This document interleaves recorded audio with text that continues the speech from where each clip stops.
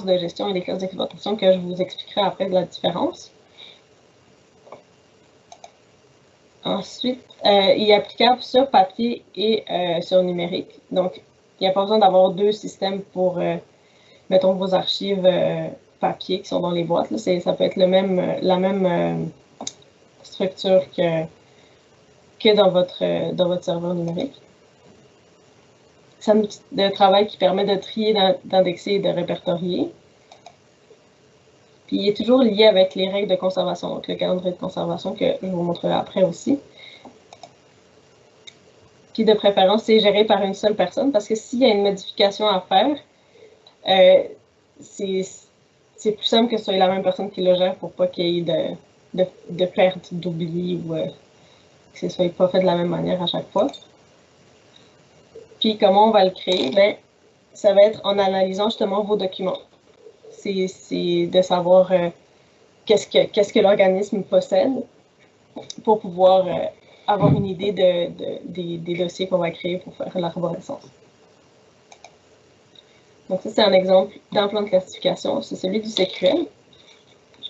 Donc la partie A, qui est administration et gestion, c'est justement une classe de gestion. Ça veut dire en fait que tous les organismes et les entreprises ont à peu près les mêmes classes de gestion, qui va être justement l'administration, les ressources financières, les ressources humaines, les relations externes. C'est ça, les ressources financières, je ne sais pas si je l'ai dit. En tout cas, ça se présente en classe et sous-classe. Puis plus on descend, plus les dossiers sont spécifiques, plus on va descendre dans l'arborescence. Et au niveau de ici, la formation, c'est une classe d'exploitation. Ça veut dire que c'est propre à l'organisme. Je sais bien que beaucoup d'organismes ont à peu près les mêmes classes d'exploitation qui vont être comme les membres, les formations, les projets. Mais c'est vraiment propre à l'organisme et ça va être en fonction justement de leur spécialité, si je peux dire. Si je prends l'exemple, par exemple, d'un boulanger, ben lui, ses classes d'exploitation, ça va être ses recettes, mettons, par exemple. Et puis, c'est ça. Puis, pour le plan de classification que je vais vous montrer après, ben, il est lié, en fait, à chaque dernier numéro de classe. Donc, le calendrier de conservation, c'est la base aussi de la gestion documentaire parce qu'ils sont liés, il est lié avec le plan de classification. Il est aussi applicable sur papier et sur numérique. Il fait aussi le même travail que le plan de classification, donc trier, indexer et répertorier. Lui, la différence, c'est qu'il contient les délais de conservation des documents. Et il fonctionne avec des âges et des codes que je vous présenterai aussi après. Donc, comme j'ai dit avant, il est lié au plan de classification, puis de préférence géré par la même personne. Parce que si quelqu'un rajoute, mettons, ben, si la personne rajoute une classe dans son plan de classification, il faut qu'elle rajoute une règle de conservation. Donc, si ce n'est pas les mêmes personnes qui les gèrent, ben, c'est là qu'il peut y avoir justement un oubli d'avoir de délai de conservation. Donc, ça, c'est un exemple d'une règle de conservation, mais aussi du CQL. Donc, on voit que le numéro de la règle, c'est le numéro qui se retrouve dans le plan de classification. On retrouve la description de ce qui est dans le dossier A110 et le type de document qu'il faut qu'on retrouve à l'intérieur. Ensuite de ça, ici, c'est les délais de conservation. Il y a 3 âges de conservation. Il y a le actif, le semi-actif et l'inactif. L'actif, ça veut dire que vos documents sont vraiment utilisés quotidiennement. Le semi-actif, c'est qu'il faut qu'ils restent proches de vous, mais qui ne sont plus utilisés. Il faut qu'ils restent accessibles, en fait. Et l'inactif, ça va être soit que le document est conservé au niveau conservé historiquement, soit qui va être détruit, ou soit qui va être trié. Donc, ça veut dire qu'il y a une partie qui va être jetée, puis une partie qui va être conservée, par exemple. Puis, au niveau des codes de conservation, c'est des codes, en fait, que la Bibliothèque et Archives nationales utilisent. Et eux, en fait, ils ont le mandat de faire les calendriers de conservation des organismes publics au Québec. Donc, c'est juste pour garder une unité, parce que si vous allez, mettons, dans un organisme public, ben, ça va être ça qui va être utilisé.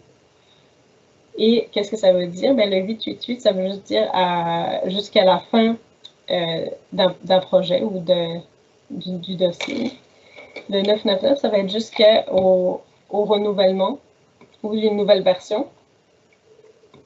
Un chiffre, ça va être en fait une année, comme mettons 5 ans ou 2 ans. Et puis, ben, compte d'être tri, c'est conservation, destruction et tri.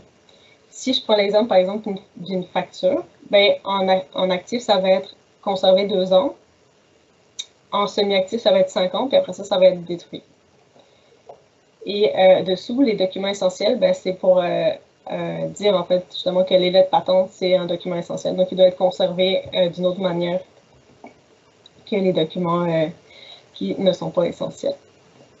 Et au niveau du tri, ben, c'est ça. Normalement, il y a une remarque dans le bas qui indique qu'est-ce qu'il faut jeter ou conserver. Puis, je vais vous montrer un autre exemple qui est justement fait par la BANQ.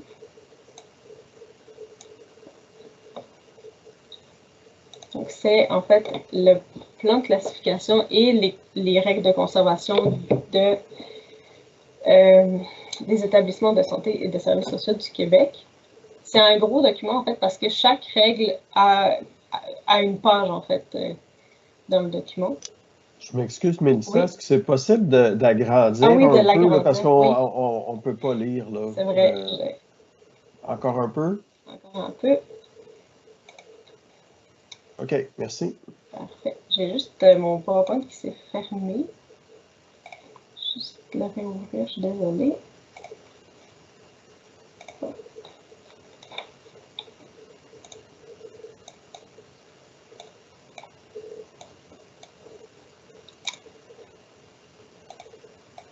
Voilà. Donc, ici, c'est en fait le plan de classification de l'organisme. Et si on descend plus bas, on va retrouver la règle de conservation.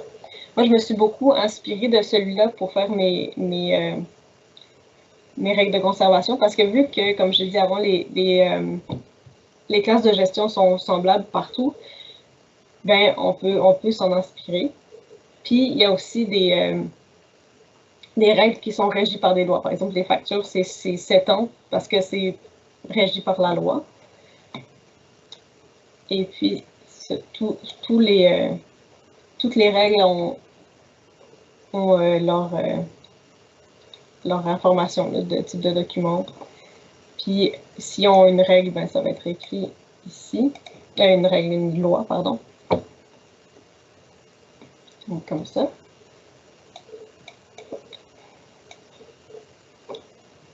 Puis, c'est ça, sur le site de BANQ, il y a celui-là, mais il y en a plusieurs autres qui sont accessibles.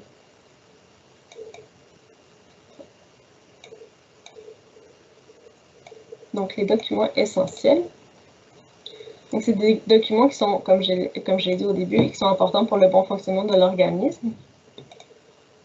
Puis, il faut les protéger et les sauvegarder. Ça va être, par exemple, les lettres patentes, les procès-verbaux du CA. Il y a aussi un peu tous les documents que vous jugez essentiels pour votre organisme. Par exemple, une liste de membres, ça peut être essentiel. Parce qu'en fait, le problème avec les documents essentiels, c'est que si vous les perdez ou qui passent au feu ou qui sont abîmés, ben, ça peut être vraiment long avant de les récupérer. Donc, c'est pour ça qu'on les protège ou qu'on les garde en fait à l'extérieur du siège social.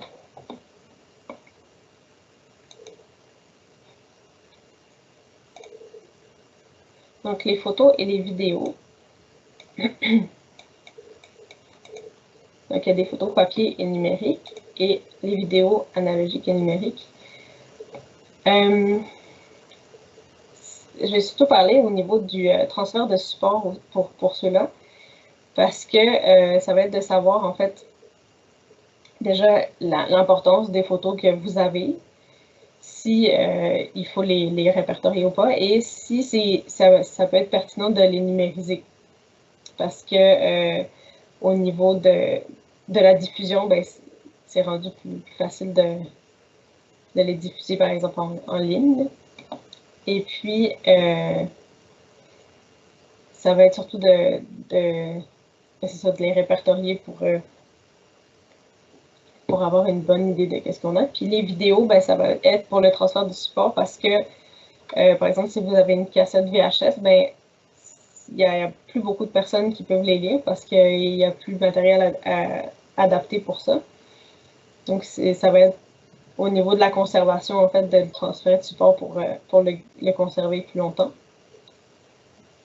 Et puis, pour faire ça, ben, ça peut prendre une politique ou en tout cas une procédure pour que tout le monde sache, en fait, de quelle manière on va les identifier, les dater, savoir qu'est-ce qu'on met comme identification sur les photos, si on met on essaie de trouver les noms des personnes ou pas.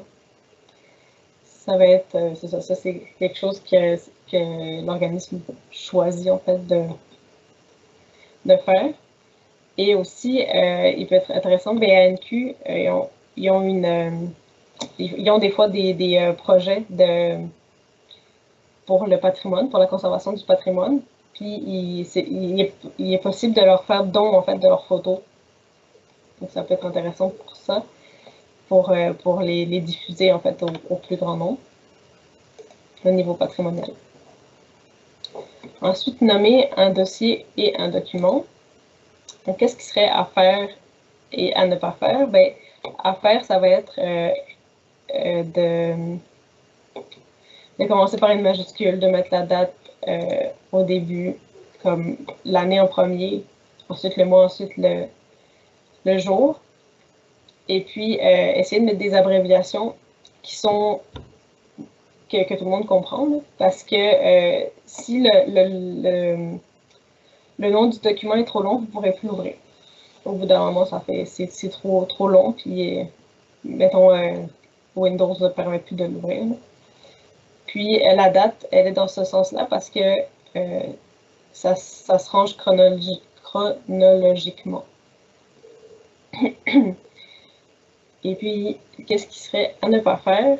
Ben, ça va être de mettre, par exemple, des versions finales sur un document, parce que si vous avez la version finale, ben, ça veut dire qu'il n'est pas censé avoir d'autres versions.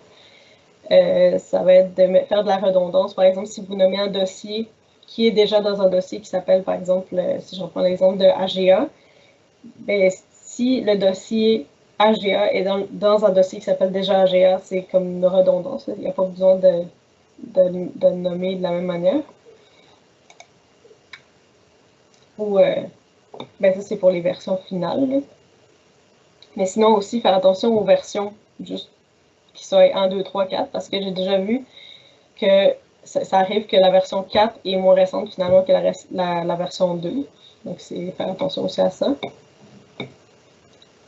Et puis pourquoi on essaie de garder une unité dans la nomination des documents, c'est pour pouvoir les retrouver en fait plus facilement. Parce que si on fait une recherche, mettons, de tout ce qui est AGA, ben s'ils s'appellent tous comme ça, ben ils vont tous sortir. Alors que si ils n'ont pas le même nom, ben on peut avoir des pertes au niveau de l'information. Puis l'indulgence, moi je dirais au niveau de... C'est important de nommer correctement ces documents puis ces dossiers. Mais moi, je trouve que c'est plus important de savoir comment fonctionne un plan de classification. Parce que quelqu'un qui range comme il faut ses documents, normalement, même s'ils sont mal nommés, on va quand même pouvoir les retrouver. C'est sûr que si on fait une recherche, ils ne vont pas sortir, mais si on le cherche dans les dossiers, dans l'arborescence, on va pouvoir le retrouver. Donc, je trouve quand même plus important de savoir comment fonctionne un plan de classification. Mais après, c'est sûr que si vous voulez faire les deux en même temps, ben, c'est là que rentre l'indulgence. C'est que c'est quand même un apprentissage, un plan de classification. Quelqu'un qui n'a jamais travaillé avec, ben, il faut qu'il s'habitue.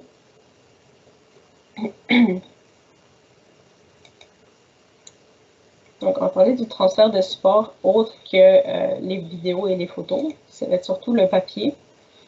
Donc, on va voir qu'est-ce qu'il faut numériser et pourquoi conserver le papier. Donc, qu'est-ce qu'il faut numériser? Donc, pourquoi déjà numériser? Ça va être pour gagner de l'espace physique, pour rassembler en fait tous vos documents à la même place. Puis aussi au niveau de la diffusion, ça va être plus rapide parce qu'ils sont tous à la même place, tous numériques. Comment le numériser? Ben, là, avec le RLSQ, il y a le projet de numérisation de masse. Donc, il n'y a pas vraiment besoin de s'occuper de cette partie, mais normalement, ça va être de savoir en fait qu'est-ce qu'on va numériser, de prioriser, qu'est-ce qui est le plus important. Puis, au niveau de la valeur légale, en fait, un document qui est numérisé dans son intégralité a la même valeur légale que sa version papier. Donc, ça va être surtout de regarder à que tout soit numérisé comme il faut, pour qu'il n'y ait pas de perte en fait, d'informations pour ça. Puis, les outils pour numériser, ben, ça va être d'avoir un plan de classification, pas forcément des règles de conservation tout de suite, c'est moins important pour la numérisation, mais au moins un plan de classification, parce que si vous numérisez sans savoir ce qu'il y a dans les boîtes, ça va juste faire que vous déplacez en fait l'information sans savoir ce qu'il y a dedans. Puis quand vous allez les retrouver en numérique, ben, ils vont juste se retrouver pas rangés, si on veut. Donc, d'avoir un plan de classification, ça va faire que ça va déjà être trié. Donc, il y a cette étape-là de moins à faire quand vous numérisez, parce que les documents papier vont déjà être triés. Et puis, qu'est-ce qu'il faut numériser dans tout ça? Ben, ça peut être tout, mais il y a quand même c'est ça, de prioriser qu'est-ce qu'il faut numériser. Parce que mettons que si c'est plus important pour vous d'avoir tout ce qui est courant, ben c'est ça qui va être numérisé en premier, puis les archives seront moins importantes. Mais ça va être surtout au niveau de savoir qu'est-ce qu'on veut rassembler. Là. Puis pourquoi conserver le papier? Ben, ça va être au niveau historique, en fait. Parce que si vous avez, je prends l'exemple toujours d'une lettre manuscrite, c'est plus intéressant si vous voulez la diffuser, mettons, ou faire une exposition, ça va être plus intéressant pour la personne qui va visiter l'exposition d'avoir la vraie lettre manuscrite qu'une copie c'est comme de la lettre qui a été numérisée. Et puis aussi au niveau des photos, ça peut être plus intéressant aussi d'avoir l'original. Il y a plus d'impact de voir les vrais, les originaux. Puis comment? Ben, ça va être avec le plan de classification ou au moins d'avoir un inventaire de ce qui est dans les boîtes pour les retrouver plus facilement. Hein. Et puis, ben, comme je l'ai dit pour, en tout cas, les photos, ben, il y a toujours BNQ qui peut les accepter comme dons pour eux les diffuser vraiment au plus grand nombre. Donc, pour terminer, les propositions d'accompagnement, en fait, ça va être au niveau du soutien de la gestion documentaire. On peut vous accompagner pour du diagnostic, en fait, juste pour voir quels sont vos besoins puis qu'est-ce que vous auriez besoin comme outil, ou jusqu'à vous aider carrément à aller dans le tri de vos archives. Et ça, ben, si c'est quelque chose qui vous intéresse, vous pouvez contacter France des Ruisseaux pour avoir plus d'informations là-dessus. Donc, moi, j'ai fini ma présentation. Je ne sais pas si vous avez des questions sur sur ça. Sinon, je vous remercie de m'avoir écouté.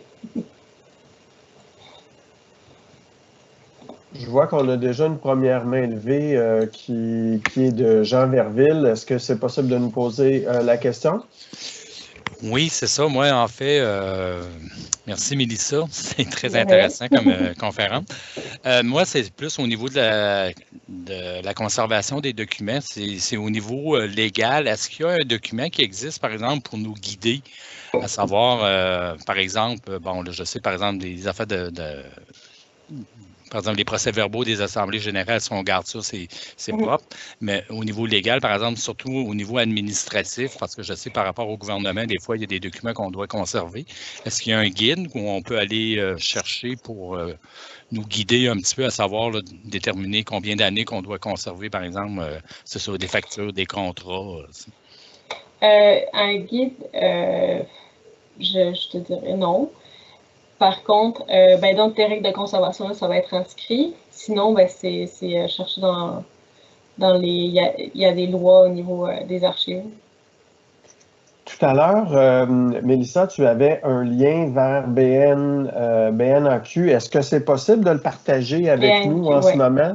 De l'inscrire là, dans le chat room? Là, déjà, il y a ce lien-là, je ne suis pas capable de le retrouver. Donc, peut-être que ça serait une première chose. Je vais d'ailleurs indiquer, bon, le lien vient d'arriver, donc ça c'était le lien. On a une autre question qui était en train d'être écrite, donc on va attendre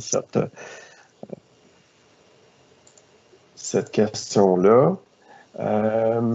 Jean, est-ce qu'il y avait d'autres questions? Non, c'est bon pour moi.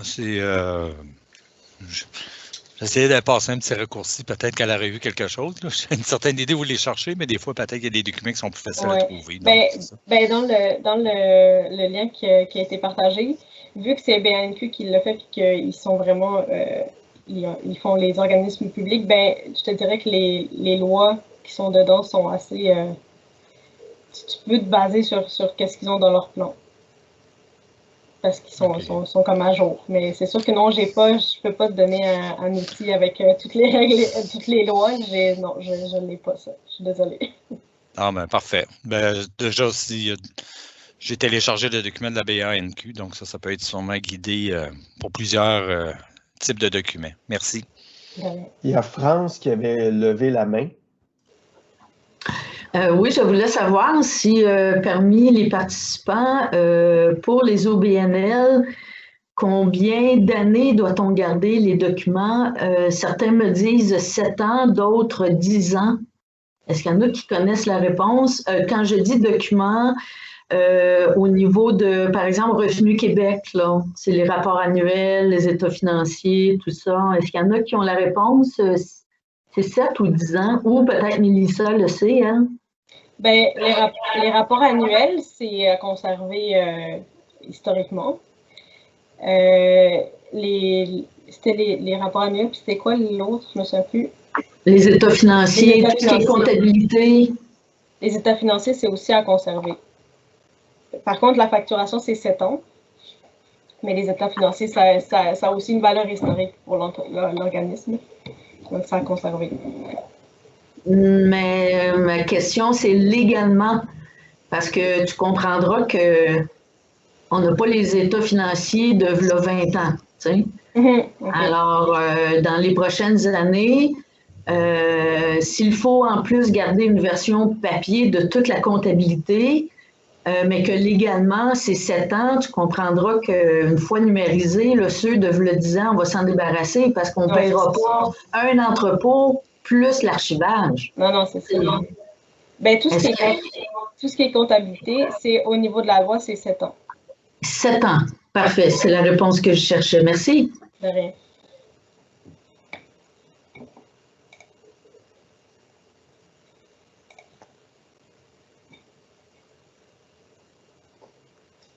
Je crois que le document aussi là, de BNAQ est quand même assez clair par rapport à plusieurs de ces éléments-là aussi. Ça devrait vous aider.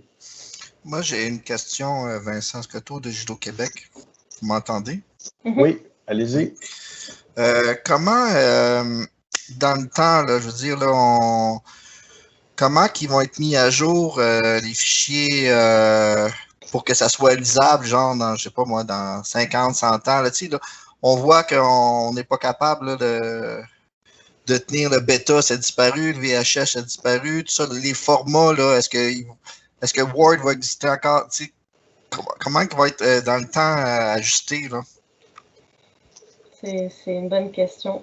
C'est vraiment, ça va être, ben, c'est comme, mettons, les VHS qui ont été remplacés par les DVD, si on veut. Avec le temps, je pense qu'on ne peut pas le deviner si ça va changer de support ou pas, ou si ça va plus être lisible. Parce que ma question, c'est que oui, je vais faire l'archivage cet été, mais je me demande vraiment si quand même je vais enlever nos papiers, tu sais. Parce que les papiers, ça peut durer très longtemps, là. Et puis, vous avez des serveurs sécurisés, un double serveur, si jamais le stade s'effondre puis ça tombe sur le serveur, quelque chose. Est-ce que vous avez un autre serveur à quelque part? Est-ce que... Je pense que c'est une question pour France. Oui, ben, je dirais en général, même pour notre data, notre quotidien, il y a effectivement 2 endroits différents pour conserver nos données. Même dans tout ce qu'on fait dans la journée, là, puis qu'on conserve, là, tout ce que le service informatique prend comme backup, c'est toujours à 2 endroits différents. Effectivement, au cas qu'une autre poutre tomberait ou que le stade s'effondre. Mais est-ce que c'est possible aussi qu'une fois que ça soit numérisé, tout ça, que nous, on se fasse une sauvegarde sur un disque dur externe puis qu'on le mette dans notre coffre-fort? Oui, quand on vous aura transmis les documents, vous pourrez certainement les disposer à l'endroit où que vous voulez, là. Oui. Okay. Merci. On a 4 questions qui viennent d'arriver. La première de Nancy de Autosport qui nous écrit: serait-il imaginable qu'un plan de classement modèle pour une association sportive nous soit proposé par le RLSQ comme base de travail?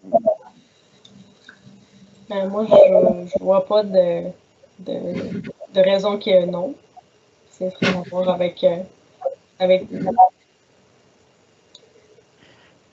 c'est sûr, même dans ce que j'aperçois, même dans le projet de DocuShare qui s'en vient là, dans les prochaines semaines, il y a déjà un plan de classement qui a été établi, qui est standard pour tout le monde, là, qui va vous aider également pour votre classification. Parfait. On a une autre question qui nous vient d'Isabelle qui nous dit: est-ce préférable de nommer les documents avec la date au long ou si les 2 derniers chiffres peuvent être appropriés? Ben, en ce moment, les 2 derniers chiffres, ça pourrait aller. C'est juste que... ben ouais, non, parce que en fait, ce serait... Si, mettons, on aurait... Je prends loin, là, mais 1990 puis 2090, ben, c'est là que ça pourrait poser problème. Mais... là, je pense qu'il n'y a pas de problème de mettre juste les 2 derniers, mais si... Non, c'est mieux 4, c'est ça? C'est mieux 4, oui, c'est mieux 4, mais c'est comme c'est pas si grave. D'accord. On a une autre question de France qui dit: si je comprends bien, il faut un plan de classification et une fiche pour chacun des documents. Ben, en fait, le plan de classification, chaque numéro, chaque classe a une règle de conservation. Donc, si on veut, oui, il y a une fiche pour... Ben, pas chaque document, en fait, c'est chaque dossier. OK. Maintenant, on a Lucie qui nous dit: lorsqu'on dit que la conservation des factures est de 7 ans, est-ce que la version papier originale ou la copie numérisée est considérée à la même valeur? Bien, si elle est numérisée exactement la même chose, qu'elle est dans son intégralité, elle a la même valeur. Donc, est-ce qu'il faut garder les 2 à ce moment-là pour la période de 7 ans, puis après ça, détruire les papiers après 7 ans? Ben moi, je dirais en tout cas en actif, peut-être, les conserver en papier. En semi-actif, c'est peut-être moins important. S'ils sont vraiment numérisés de la même manière. Parce que c'est de plus en plus que vous allez recevoir des factures en numérique qui ont vraiment la même valeur. Parfait, merci. On a une autre question de France qui a levé la main. C'était concernant la fiche pour chacun des dossiers. On m'a répondu, merci. Parfait, merci. Là, présentement, on a répondu à toutes les questions. Peut-être que si vous avez d'autres questions, si c'est plus spécifique par rapport à ce qu'on va faire en numérisation pour les organismes en vue là, du déménagement, ça, je pense que c'est France des Ruisseaux à qui vous pouvez référer pour ces questions-là. Que ce soit des questions d'ordre général ou d'aide. Puis ensuite, ben, on pourra vous indiquer quelles sont les procédures. Puis maintenant, si vous avez d'autres questions plus spécifiques par rapport à ce qu'on a vu ce matin, on a encore quelques minutes, donc je vous suggérais là, de soit lever la main ou encore d'écrire dans la zone chat, là, de nous envoyer votre question rapidement.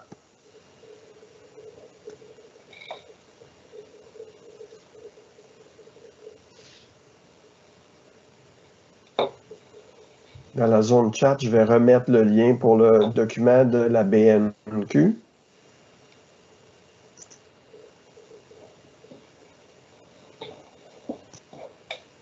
Ben moi, j'en aurais une question. Je ne sais pas si je suis la seule dans cette situation-là, mais pour moi, là, tout ça, c'est nouveau et je fais juste penser aux documents qu'on a dans nos bureaux, puis je vois pas le bout, là. On a ben du stock. Alors, quand on dit qu'on peut avoir de l'aide, oui, il faut s'adresser à France, mais en quoi consiste cette aide? C'est-à-dire, est-ce que quelqu'un, un archiviste, je ne sais pas comment le nommer cette personne, peut venir, mettons, une journée et nous aider à faire le plan de classification et nous aider à juger à savoir si tel ou tel document, ça vaut la peine de l'archiver ou pas. Parce que là, pour moi, là, ça, c'est tout nouveau. Puis tout ce que je vois, là, c'est tous les classeurs qu'il faut numériser. Mais peut-être que c'est pas nécessaire. Donc, je pense que j'aurais besoin d'aide. Alors, ma question, c'est en quoi consiste cette aide? Est-ce que c'est quelqu'un comme Mélissa qui vient, mettons, à notre fédération pour nous donner un coup de main? Comment ça fonctionne? Et si oui, est-ce que ça coûte quelque chose? Sûrement qu'il y aura des frais reliés à ça, mais oui, c'est une personne comme Mélissa, dans les faits, qui peut offrir un service d'accompagnement pour vous dire, ben oui, vous avez 8 classeurs, mais il y a peut-être que sur ces 8-là, il y en a 2 classeurs que c'est votre quotidien puis que c'est pas nécessaire de numériser. Puis il pourrait vous guider, vous dire, ben oui, ça, faut que tu numérises, puis que tu gardes au moins pour les 5 prochaines années ou les 7 prochaines années. Puis on établit des dates d'archivage et de destruction automatique par la suite, là. Mais oui, c'est un genre de service d'accompagnement que des gens comme Mélissa peuvent faire. Si vous êtes intéressé, mais c'est ça, on va monter comme un genre de plan de service d'accompagnement. Puis aux fédérations qui seraient intéressées par ça, puis on pourra vous faire connaître les coûts, effectivement. D'accord, merci. Ça répond à ma question. Je vais attendre ça avec impatience, puis je vais proposer d'engager justement quelqu'un pour nous aider. Puis je vais demander à notre CA si on ne peut pas débloquer des sous pour bien partir, tu sais, bien partir la base. Okay. Merci, France. Ça fait plaisir. On a une autre question de Vincent de Judo. Oui, merci. Donc, au judo, vous savez, on a des passages de grade. C'est des ceintures noires et on a, écoutez, on a vraiment beaucoup de dossiers, tu sais. Ça, faut les garder à vie, ces dossiers-là, là, tu sais, c'est les gens qui ont passé un grade. Et je me demandais, là, combien de temps ça prend juste numériser un dossier, tu sais? Est-ce qu'il faut que je vous envoie ou je le fais moi-même? C'est parce qu'il y en a des milliers de dossiers, là. Avec des photos, un dossier peut compter 10 comme il peut en compter 30 pages, là. Bien, ça, là, vous avez besoin d'aide. Dans le fond, vous demandez un service de numérisation qu'on numérise des documents pour vous, là. Mais Non, vous mais voulez si les garder à vie, c'est ça? Oui, c'est ça. Mais j'aimerais ça que peut-être quand même, supposons qu'il y a un feu, quelque chose, mais on n'a aucun backup de ça, là. Aucun. Mais ça, je veux dire, le service de numérisation, là, Oui. moi, si je suis capable de le faire tout seul, là, à long terme, là, Oui. comment ça fonctionne, là? Juste un exemple, là. Bien, en fait, vous pourriez le faire. Le principe de DocuShare là, qui va être bientôt sur pied, qu'on va vous annoncer, les photocopieurs de passage vont avoir ce logiciel-là à même le photocopieur. Vous pouvez le faire vous-même, vous installez là, puis vous décidez, vous faites la fonction DocuShare et vous envoyez les documents à l'endroit où vous désirez. OK. Puis là, on met le nom, le dossier, il va y avoir. Oui. Il faut que je me fasse un organigramme avant, je veux dire, du comme dossier, je disais, tout ça. on avait déjà, dans DocuShare, on a déjà établi, je pense, 7 ou 8 façons de classer. En dessous de ça, il va y avoir vous allez pouvoir faire des sous-classements également. Fait que vous déciderez où ce que vous envoyez, c'est les fiches de ces personnes-là que vous voulez numériser. Fait à partir du photocopieur, vous décidez, j'envoie toutes mes copies à tel endroit, puis rendu à votre ordinateur, là, vous pouvez décider après ça où les reclasser. OK. Fait que moi, je pourrais dire, OK, bon, à chaque semaine, je me fais un objectif de faire 10 dossiers. Là, ça me prendrait là, 2 ans, mais je pourrais le faire comme ça progressivement. Là. Oui. OK. Puis, ça va être un service également à l'automne que le regroupement va offrir le personnel également pour le faire. À si vous l'automne. manquez de temps, oui, dès septembre. Là. Okay, parce qu'on n'a pas une limite de temps. Là, je veux dire, oui, il y en a une. Pour numériser? Oui.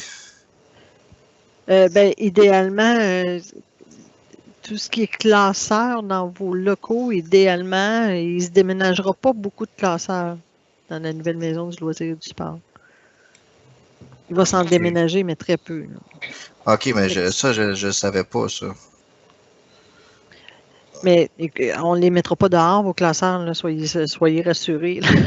non, mais vous allez prendre le temps qu'il faut. Je comprends que c'est un méchant travail là, de mois là, que vous allez commencer. Mais idéalement, la période de numérisation elle devra être entamée, c'est sûr, en septembre. OK. Mais les documents, ils vont suivre le déménagement, là, soyez sans crainte. OK, on perd ces classeurs-là. Ils vont être déménagés, ne soyez sans crainte. Mais une fois numérisés, je peux quand même pas les détruire, ceux-là. Il va falloir que je les garde dans mes classeurs. Là. Ces classeurs-là, je vais devoir les déménager quand même. Mais pourquoi vous les gardez quand même si ça a été numérisé? Il va falloir que j'en parle avec Jean-François là, pour qu'il en parle au CA parce que c'est des dossiers de grade. Là, je pense mais pas justement, dans la présentation que Mélissa vient de faire, c'était bien écrit de garder une copie papier. Alors là, on les garde-tu ou on les garde pas? Mais pas de tout ce que vous numérisez. Non, pas de tout, non, c'est ça. Ça peut être à valeur historique si c'est vraiment pertinent. Si c'est pas pertinent, il peut juste être numérisé. Hein. Ouais, je comprends que les états financiers, tout ça, là, qu'est-ce qui est dans les archives en bas, dans nos boîtes, on a des boîtes, ça, on peut peut-être les numériser puis les jeter, là, mais comme les grades, nos 8 filières qu'on a de grades, ce que je vais en parler à Jean-François. Je vous remercie de votre réponse. Là. Je sais vraiment de quoi qu'il en ressort maintenant. Okay. Parfait. Je vous invite à communiquer avec moi là, directement aussi à n'importe quel temps. Là. OK. Vous avez des questions. On a une main levée de Jasmin Robert. Oui, bonjour. C'est pour revenir justement un petit peu sur l'offre de service du regroupement pour la numérisation. On a déjà eu une première lettre au mois de mai là, à ce sujet, mais ce n'est pas encore clair, en tout cas pour moi, comment ça va fonctionner? J'imagine c'est parce qu'on va avoir plus de détails cet été, si on veut prévoir là, pour cet automne, justement, numériser une partie puis se prévaloir du service. Là, on parlait que les coûts étaient couverts aussi, là, donc je ne sais pas trop exactement comment ça va fonctionner. Est-ce qu'on va avoir tous les détails cet été pour mieux planifier l'automne? Ben, en fait, ce qu'on a annoncé, là, une partie des frais couverts, on parle de numérisation de nos archives. Oui. Ce qui existe en archive.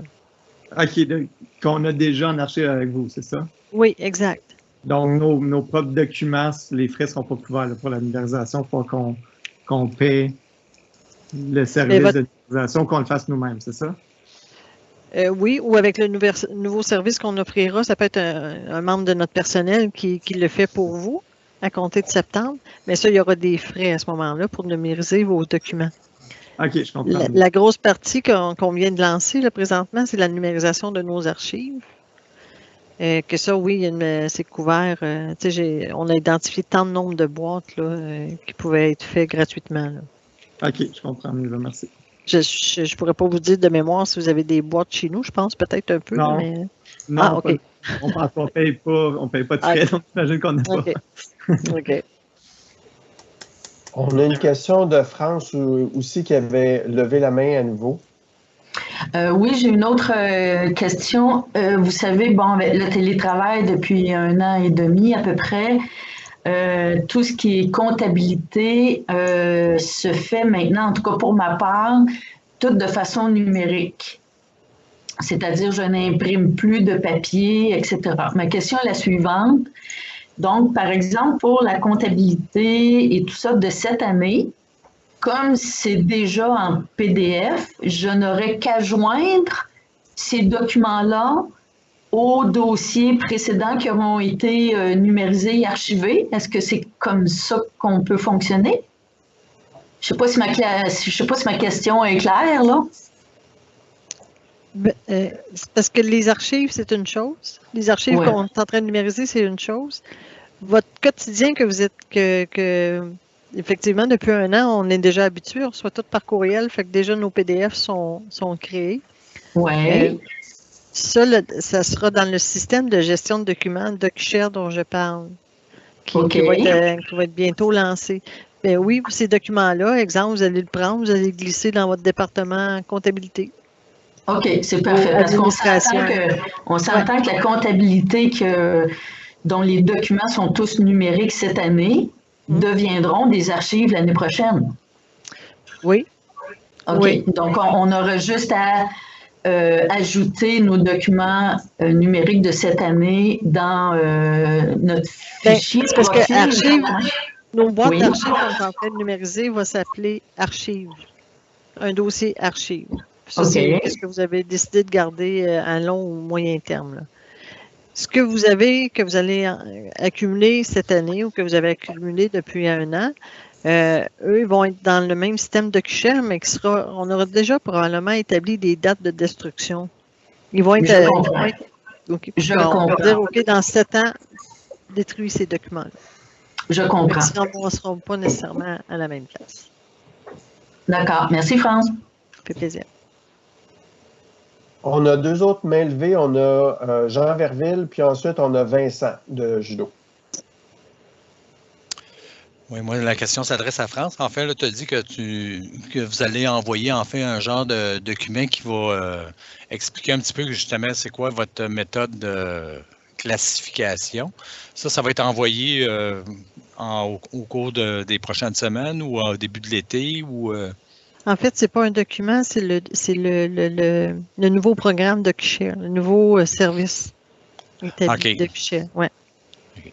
Ça, c'est quoi? C'est envoyé aux directeurs généraux des organismes ou ça va être connu à tous parce que oui, principalement aux directeurs généraux, mais à l'intérieur des fédérations, c'est monsieur et madame tout le monde qui va pouvoir l'utiliser. Okay. Exemple, votre fédération, vous décidez, vous embarquez avec DocuShare, puis vous avez, on va avoir déjà établi un plan de classement. Puis chez vous, vous allez décider, on met tous ces tel genre de documents, on veut que ça s'en aille à la direction générale. Ça, c'est de l'administration, ça, c'est de la comptabilité. Puis quand vous allez avoir le goût d'utiliser ce système-là de la part de votre direction générale, votre quotidien va être automatiquement classé selon vos choix. Là. OK. Puis, pour poursuivre, en fait, non, c'est bon. Pour poursuivre, parce que comme nous, en fait, on ne fait pas affaire présentement avec le RLSQ, par exemple, pour nos archives.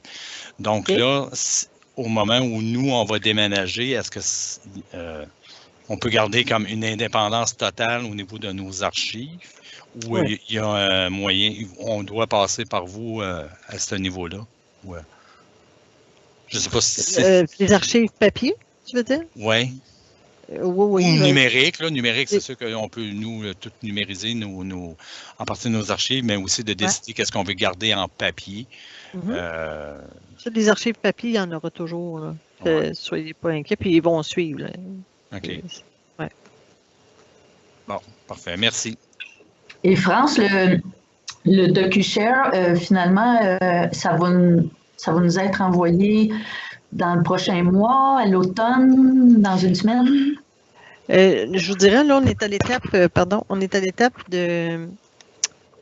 Le DocuShare est prêt comme tel. On est à l'étape avec une fédération ou deux types de voir si tout se passe bien. On regarde le quotidien, puis juste pour voir si on va avoir des pop-up qui nous disent « OK, on n'a pas pensé à ça ou ça ». On regarde aller ça pendant quelques semaines, puis après, si tout va bien, on lance le produit à tout le monde. Donc, genre en septembre, c'est ça que vous pensez? Oui. Vers septembre. OK. Merci. Oui, ma question, France, oui. C'était pour les vidéos. Comment que ça fonctionne? Vous mettez le vidéo VHS dans une machine, puis ça le transfère tout de suite en numérique, ou ça le met sur un CD, puis après, vous le mettez en numérique? Non, ben ça, pour l'instant, l'appel d'offres, elle ne comprend pas les changements de cassettes VHS en numérique. Parce qu'on parle d'autre chose, mais parce qu'il y a plusieurs fédérations la semaine passée dans l'autre formation qui m'ont soulevé ça également. Fait que je vais regarder pour une offre de service pour convertir justement les cassettes vidéo en numérique. Faire les transferts numériques. Oui. Fait que je vais vous revenir avec un fournisseur potentiel. Merci.